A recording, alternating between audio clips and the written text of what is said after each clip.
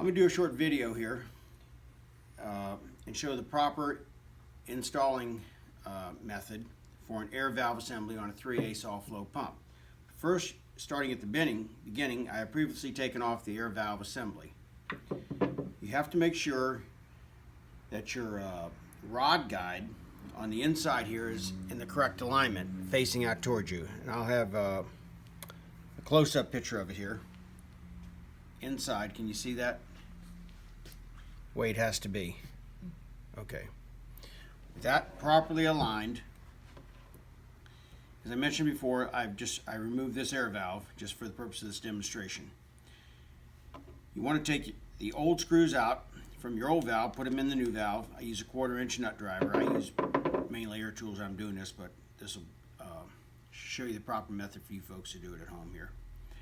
I'm gonna let the points of these screws, the stainless screws, protrude about 1/8 of an inch, 1/16 of an inch. It's going to help with the alignment.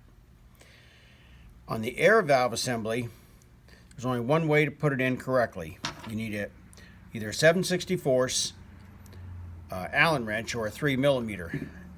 Normally, I like the extended arm on the one. It's approximately 4 inches. It makes it easier to use. And that's the right size. 7/64 is the one you should be using. Now, if you can take a close-up of this air valve, which is also the motor supply, what it does, it modulates the rod back and forth. It moves the diaphragms in and out, that allows you to pump. When you have this, don't randomly just start snapping this fork assembly. If you're going to do it, hold everything snug and tight like this and go back and forth. If you notice on a close-up here, I'll point it out for you here. There's a ramp on one side, a little V. There's also one on the other side. The proper way is hold this towards your stomach with the V on your right side looking down at it. What I'm going to do then is very carefully, I'm going to hold my 7/64 Allen wrench, stick it in that ramp assembly, and hold it so it is now straight out, say 12 o'clock, which is going to allow me to install it into the rod guide. The rod guide usually stops in the middle. So I'm going to slowly, if you notice, the points, and this points have to line up with the rod guide is what I'm trying to show. You can't hold your fingers on that as you install it. That's why the purpose of the Allen wrench. I'm going to stick it in there, and right at that point there, I feel that I'm in the rod guide now. So I just hold that like that.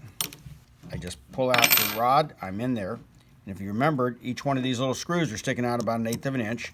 It's very simple then for me to take the 1/4" nut driver, screw it right in. Normally do one on one side, one on the opposing side.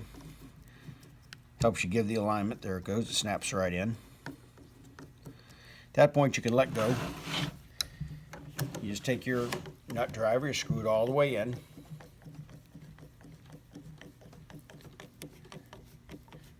Just snug it up good. You can see the gaskets in the back start to compress.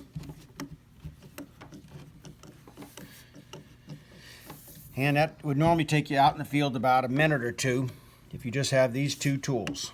It's a very simple job.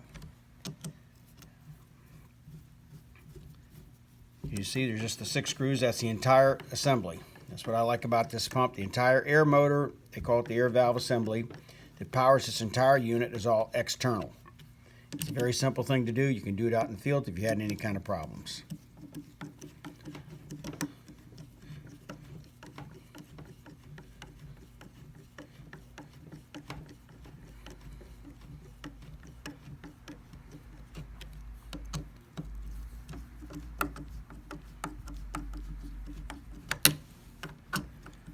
Another thing with this type of setup, your hoses can all be hooked up. You don't have to disconnect your pump to change your assembly. You can do it right on your vehicle, your trailer, inside your truck.